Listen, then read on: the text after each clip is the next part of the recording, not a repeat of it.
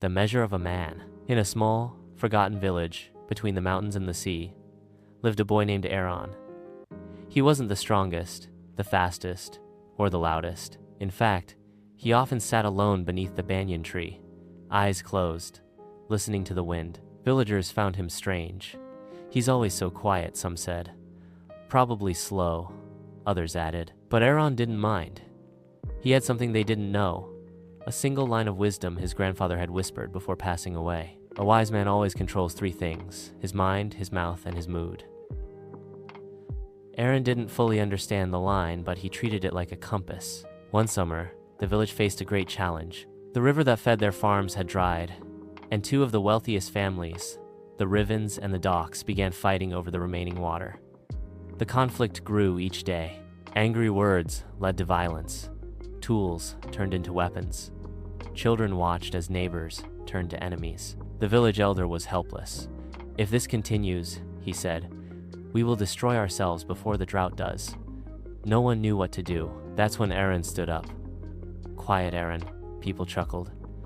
"What's the boy going to do? Meditate the water back?" But the elder raised a hand and said, "Let him try." Aaron first went to the Riven family. He listened to their anger, their fear, their pride. He didn't argue.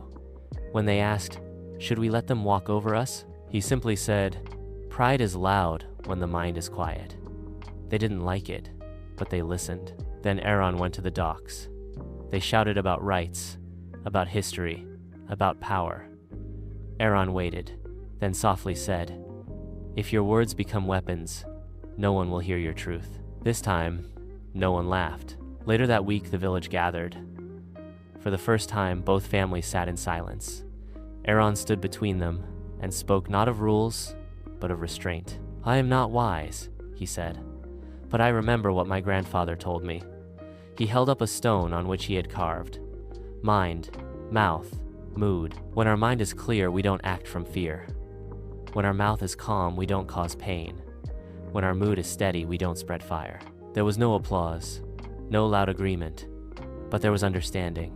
The next day, both families shared water. No one shouted, no one fought, and though the river was still dry, peace returned like a long-lost rain. Years later, Aaron never became a leader, nor did he build temples or towers. But when people spoke of the moment the village found its balance again, they always said, "It wasn't a warrior who saved us. It was a boy who knew what to hold and what to hold back." End of story.